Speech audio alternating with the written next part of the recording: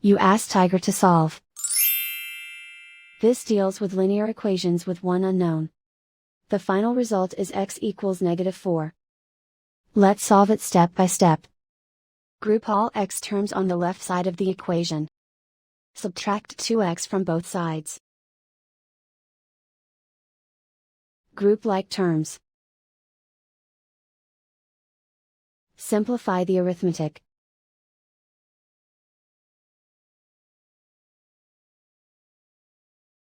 Group all constants on the right side of the equation. Add 4 to both sides. Simplify the arithmetic.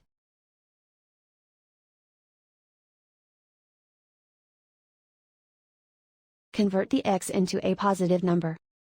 Multiply both sides by -1. Remove the ones. Simplify the arithmetic. And so the final result is x equals -4.